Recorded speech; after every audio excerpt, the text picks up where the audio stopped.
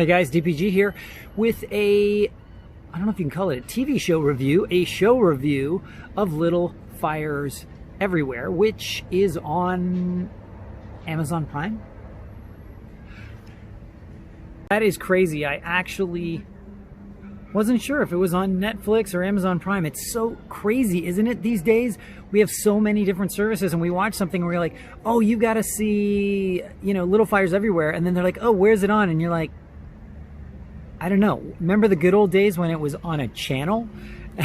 But I guess maybe that's how people see the world now. It's like the channel is the streaming service. Anyway, let me know what you guys think of that. Is there some easier way to sort out the different services and channels? Because it's, I've got Netflix is in my actual channel guide, but Amazon Prime is not. YouTube is.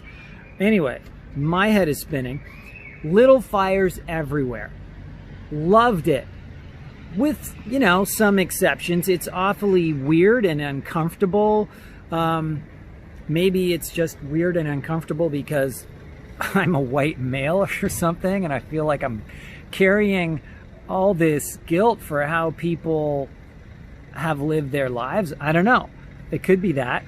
But there, it's an awkward thing to watch when you have a character who is quite, got this edge, this really hard edge, and she's confronting someone who is really innocent in terms of what she knows, and the way these two kind of scrap and get into fights and things like that. And I don't think either one of them wishes ill upon the other necessarily, but there is a lot of charged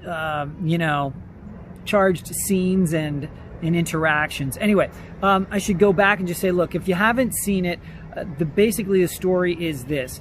A woman comes to town with her daughter, and this woman is an artist. She is African American or black, and the woman and the daughter. And the woman is played by Carrie Washington. It's so bad.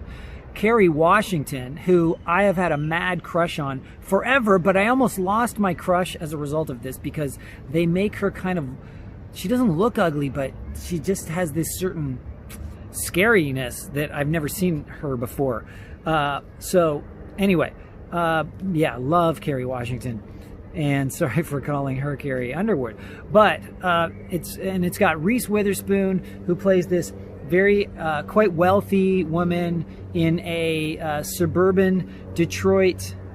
Is it Detroit suburb? Or no, Cleveland. Shaker Heights is where they're from, which is funny. I went to summer camp in north of Toronto, and we had a lot of, I guess, these rich white kids from Shaker Heights, from outside of Detroit, when these cities were actually doing better. And so it was funny to see the name Shaker Heights because I've known people from there. And so it's this affluent neighborhood of Shaker Heights, a suburb of Cleveland. And this woman, Carrie Washington, comes with her daughter. She's a single mom with a lot of mystery and a lot of edge. And she ends up working for this family of Reese Witherspoon's family. And there's a lot of tension and conflict. People are trying to do good for one another, and they end up really getting in each other's ways a lot. And the name is really apropos, Little Fires Everywhere, because it seems like every time one of them opens their mouth, they light another fire. So I think that's probably why it's called that. It's based on a book of the same name. And so I found it really, really interesting because I think it'll make a lot of people uncomfortable, but I think it's a kind of uncomfortability that we should all go through. The acting was stupendous. The kids in the movie are amazing. I can't remember all the kids' names. But Lexi Underwood is one of the highlights. She plays Carrie Washington's daughter. I believe her character's name was Pearl Warren.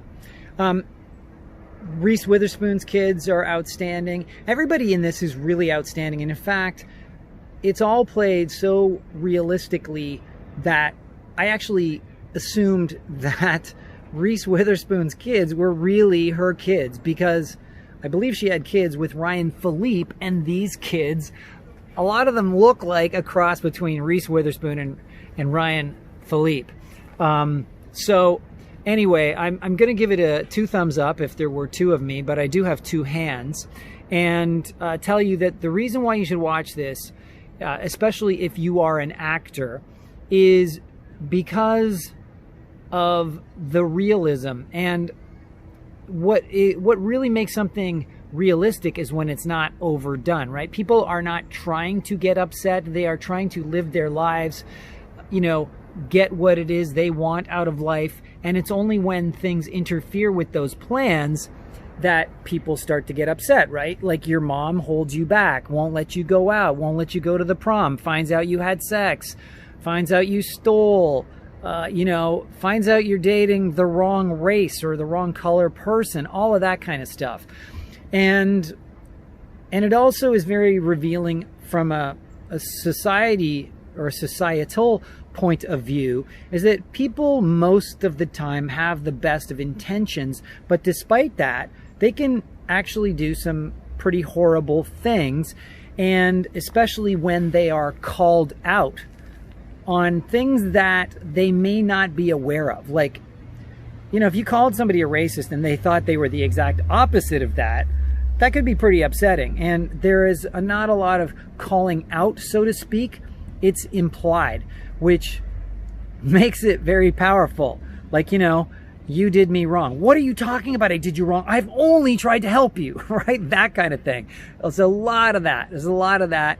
And, you know, you've got people with chips on their shoulders, like there's a lot of chips. And then you've got the kids who are sort of the innocent parties in all of this, who have sort of, who display the innocence most of the time, but even they can start to adapt their parents' bad habits.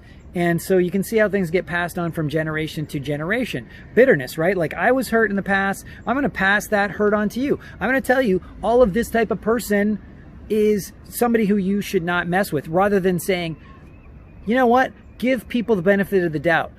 Let them screw up for themselves. Don't let their parents screw ups, you know, don't let those parents screw ups be attributed to the kids. Okay, so give people a chance, and give them a second chance and a third chance, and try to give them unlimited chances, right? Because it's only in forgiving other people that we can grow as people. Otherwise, you just get latched on to a problem and it carries on forever, and you just carry that stuff.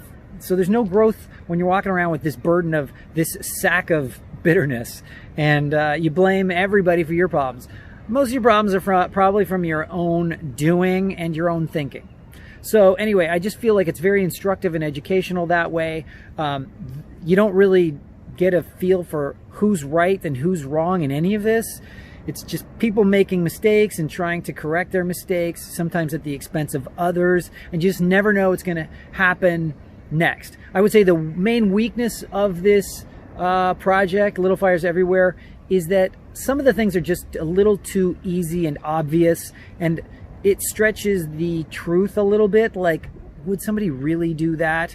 And maybe some of the stuff is a little too on the nose. Personally, I prefer something that is a little more subtle. It's the behavior that's not overt, but that's more covert, that I find more interesting. It's like, did he just say that? Was he implying, you know, give your audience the benefit of the doubt that they will figure stuff out. So I like things that are a little more layered. When people are maybe trying not to be a certain way, trying not to be racist, but they are anyway, rather than just coming out and acting overtly racist. And then you got poor Joshua Jackson, who is actually a Canadian actor from Vancouver, where I am right now. And he really got sort of saddled with the almost like, I don't even know what to call him. He's the devoted husband, father, who's really horny. So he's just very prototypical And I'm waiting for him to escape the prototype, but he never really did that I can think of. And so maybe you guys can tell me if you think I'm wrong. But anyway, that's my review. I really liked it. I highly recommend it, almost for any age.